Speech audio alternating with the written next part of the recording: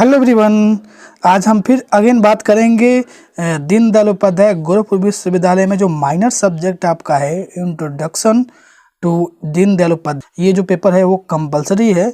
जो भी स्टूडेंट आपके BA, BSc, BCom first semester में है उनको ये पेपर देना कंपलसरी है। ठीक है, तो इससे पहले ऑलरेडी आपके पार्ट 1, इसका जो पार्ट 1 लेक्चर है वो अपलोड कर दिया गया है यूट्यूब पे। अभी तक आपने नहीं देखा है तो डिस्क्रिप्शन में लिंक मिलेगा, जाइए और देखिए। इसका कोर्स कोड है, आप देख सकते हैं। चलिए, हमने पिछले वीडियो में 27 क्वेश्चन किए थे, उसके आगे हम कंटिन्यू करेंगे। तो चलिए देखते हैं क्वेश्चन नंबर 28। तो क्वेश्चन नंबर 28 देखिए, पंडित दीनदयाल जी उपाध्याय ने स्नातक बीए शिक्षा कहाँ से प्राप्त की, माने वो ग्रेजुएशन कहाँ से किए थे। तो इसका आंसर है, देखिए आंसर इसका क्या है, पंडित दीनदयाल उपाध्याय जी ने स्नातक परीक्षा स्नातक धर्म कॉलेज कानपुर उत्तर प्रदेश से की। इसी क्वेश्चन से आपको एमसीक्यू क्वेश्चन भी मिल जाएगा। ठीक है, एमसीक्यू अलग क्वेश्चन पढ़ने की कोई जरूरत नहीं है, सब्जेक्टिव प्लस एमसीक्यू दोनों को आपको इस वीडियो से तैयार हो रहा है। क्वेश्चन नंबर 29 देखिए, पंडित दीनदयाल उपाध्याय ने बीए की परीक्षा कब व किस श्रेणी में उत्तीर्ण की थी। पंडित दीनदयाल उपाध्याय जी ने बीए परीक्षा स्नातक धर्म कॉलेज कानपुर उत्तर प्रदेश में 1939 में प्रथम श्रेणी में उन्होंने पास की थी। क्वेश्चन नंबर 30 देखिए, पंडित दीनदयाल उपाध्याय ने एमए में प्रवेश किस सब्जेक्ट, किस विषय तथा किस कॉलेज से लिया। जिसका आंसर होगा आपका आंसर देखिए, पंडित दीनदयाल उपाध्याय ने अंग्रेजी साहित्य में एमए करने हेतु आगरा के सेंट जॉन्स कॉलेज में प्रवेश लिया। एमसीक्यू क्वेश्चन आपको इसी से बन जाएगा। ठीक है, अगर आपका ये तैयार है सब्जेक्टिव बेस पे तो एमसीक्यू इजीली हो जाएगा। 31 देखिए क्वेश्चन नंबर, क्या पंडित दीनदयाल उपाध्याय एमए की पढ़ाई पूरी कर पाए। तो इसका आंसर है, उन्होंने एमए प्रथम वर्ष, आंसर देखिए प्रथम वर्ष से उत्तीर्ण किया, परंतु मेरी बहन की बीमारी के कारण एमए उत्तरार्ध की परीक्षा नहीं दे सके। मतलब उनकी एक मेरी बहन थी जिनके बीमारी के कारण वो फाइनल ईयर के एग्जाम नहीं दे सके। क्वेश्चन नंबर 32 देखिए, क्या पंडित दीनदयाल उपाध्याय ने प्रशासनिक परीक्षा में भाग लिया तथा उसका परिणाम क्या रहा। तो इसका आंसर है, पंडित दीनदयाल उपाध्याय प्रशासनिक परीक्षा में बैठे तथा उत्तीर्ण भी हुए। साक्षात्कार में वे चुने भी लिए गए, परंतु उन्होंने प्रशासनिक नौकरी नहीं की। क्वेश्चन नंबर 33 देखिए, पंडित दीनदयाल उपाध्याय बीटी की परीक्षा देने के लिए कहाँ गए। तो इसका आंसर है, पंडित दीनदयाल उपाध्याय बीटी की परीक्षा देने के लिए प्रयाग 1941 में गए। क्वेश्चन नंबर 34 देखेंगे, पंडित दीनदयाल उपाध्याय राष्ट्रीय स्वयंसेवक संघ के संपर्क में कब आए। तो इसका आंसर है, पंडित दीनदयाल उपाध्याय कानपुर में अध्ययन के दौरान 1937 में राष्ट्रीय स्वयंसेवक के संपर्क में आए। यानी कब आए थे संपर्क में, 1937 में। क्वेश्चन नंबर 35, पंडित दीनदयाल उपाध्याय किसके माध्यम से संघ के संपर्क में आए। तो इसका आंसर है, पंडित दीनदयाल उपाध्याय बीए की पढ़ाई करते समय 1937 में उनके सहपाठी बालूजी महासब्देव के प्रयास के संघ के संपर्क में आए। कई स्टूडेंट का कमेंट ये है कि सर क्या पेपर हम हिंदी में देंगे। देखिए, पेपर जो आपका होगा एमसीक्यू भी होगा, उसमें सब्जेक्टिव भी होगा। तो आई थिंक हमें लग रहा है जहाँ तक पेपर दोनों आपको हिंदी और इंग्लिश में दोनों में होगा। तो अगर केवल एमसीक्यू होता है तो कोई दिक्कत ही नहीं है। एमसीक्यू होगा तो एमसीक्यू पढ़ के आप इसके बेस पे अगर आपका सब्जेक्टिव तैयार है तो टिक भी कर सकते हैं। ठीक है, तो कोई इसमें इशू नहीं है। क्वेश्चन 36, पंडित दीनदयाल जी उपाध्याय संघ प्रचारक कब बने। पंडित दीनदयाल जी उपाध्याय संघ प्रचारक जुलाई 1942 में बने। ठीक है, क्वेश्चन नंबर 37 देखिए, पंडित दीनदयाल जी उपाध्याय ने संघ के प्रचारक रूप में अपना कार्य कहाँ से प्रारंभ किया। इसका आंसर है, पंडित दीनदयाल जी उपाध्याय के संघ के प्रचारक के रूप में अपना कार्य लखीमपुर खीरी जिले से प्रारंभ किया था। किस जिले से प्रारंभ किया था, उत्तर प्रदेश में एक जिला है खीरी लखीमपुर। ठीक है, वहीं से। क्वेश्चन नंबर 38 देखिए, लखीमपुर खीरी भारत के किस राज्य में है। तो इसका आंसर है, लखीमपुर खीरी भारत के उत्तर प्रदेश राज्य में है। भारतीय जनसंघ के प्रथम राष्ट्रीय अध्यक्ष कौन थे। भारतीय जनसंघ के प्रथम राष्ट्रीय अध्यक्ष डॉक्टर श्याम प्रसाद मुखर्जी थे। क्वेश्चन नंबर 40 देखेंगे, पंडित दीनदयाल उपाध्याय को महामंत्री कब नियुक्त किया गया? इसका आंसर है पंडित दीनदयाल उपाध्याय को महामंत्री भारतीय जनसंघ के प्रथम राष्ट्रीय अधिवेशन कानपुर में दिसंबर 1952 में नियुक्त किया गया था। क्वेश्चन नंबर 41, पंडित दीनदयाल उपाध्याय जी भारतीय जनसंघ के राष्ट्रीय अध्यक्ष के रूप में कब निर्वाचित हुए? पंडित दीनदयाल उपाध्याय जी भारतीय जनसंघ के राष्ट्रीय अध्यक्ष के रूप में 29 दिसंबर 1967 को निर्वाचित हुए। क्वेश्चन नंबर हम 42 देखेंगे, पंडित दीनदयाल जी उपाध्याय को किस अधिवेशन में जनसंघ का राष्ट्रीय अध्यक्ष निर्वाचित किया गया था? इसका आंसर है पंडित दीनदयाल जी उपाध्याय को कालीकट यानी कोझिकोड केरल अधिवेशन में जनसंघ का राष्ट्रीय अध्यक्ष निर्वाचित किया गया। क्वेश्चन नंबर 43 देखेंगे, पंडित दीनदयाल जी उपाध्याय कब से कब तक जनसंघ के महामंत्री रहे थे? पंडित दीनदयाल जी उपाध्याय सन 1951 से 1967 तक जनसंघ के महामंत्री रहे। क्वेश्चन नंबर 44, पंडित दीनदयाल जी उपाध्याय कब से कब तक जनसंघ के अध्यक्ष रहे? पंडित दीनदयाल उपाध्याय 29 दिसंबर 1967 से 11 फरवरी 1968 तक जनसंघ के अध्यक्ष रहे। क्वेश्चन नंबर 45 देखेंगे, पंडित दीनदयाल जी उपाध्याय का जनसंघ के बारे में क्या विचार था? उनके अनुसार जनसंघ का एक दल नहीं वरन आंदोलन है। कर है मतलब क्वेश्चन ये था कि पंडित दीनदयाल उपाध्याय जी जनसंघ के बारे में क्या विचार था?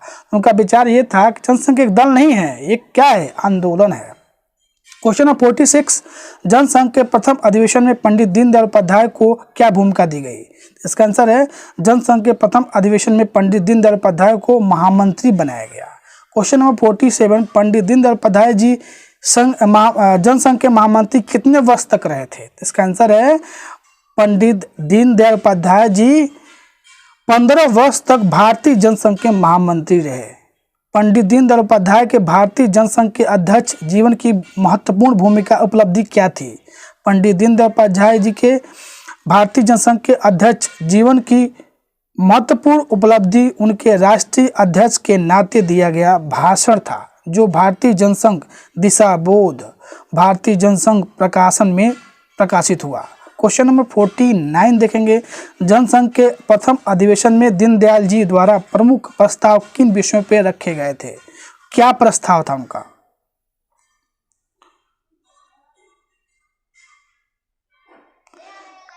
क्या प्रस्ताव था? तो इसका आंसर है, देखिए आंसर, जनसंघ के प्रथम अधिवेशन में दीनदयाल जी द्वारा प्रमुख प्रस्ताव दक्षिण अफ्रीका में रंग भेद का विरोध। दक्षिण अफ्रीका में जो गोरे और काले का रंग भेद का है उसका विरोध, भारत में स्थित विदेशी उपनिवेश, कर नीति तथा बहुसूत्री बिक्री कर, चुनाव नियमों में संशोधन, पुनर्वास, पंचवर्षीय योजना, संस्कृति पुनरुत्थान विषयों पर रखे गए थे।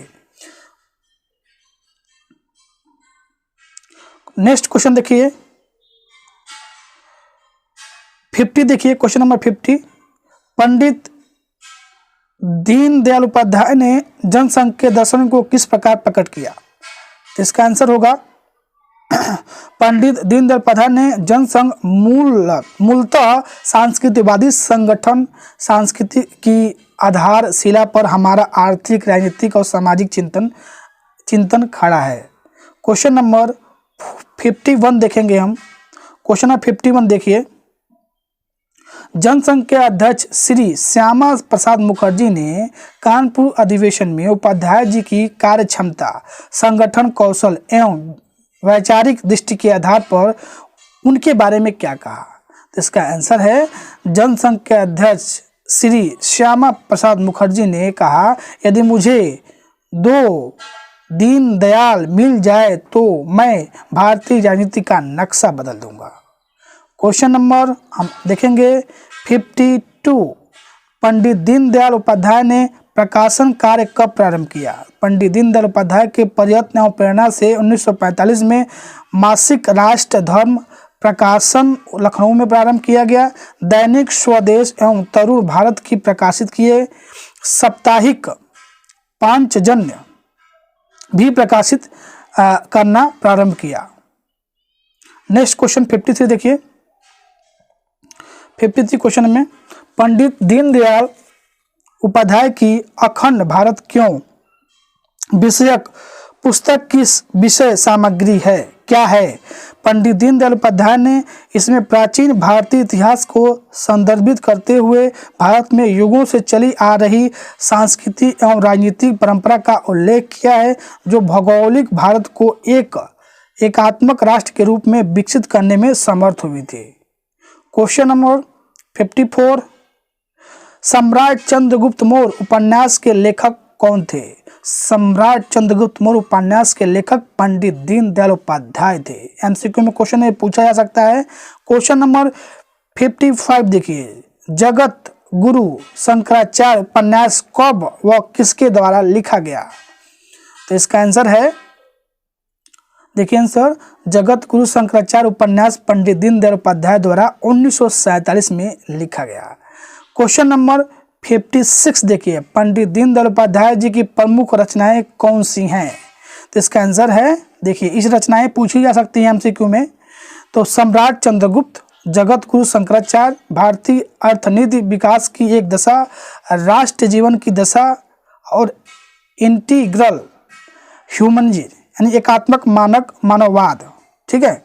क्वेश्चन नंबर 57 देखेंगे, पत्रकारिता के क्षेत्र में पंडित दीनदयाल उपाध्याय किन समाचार पत्रों से जुड़े रहे?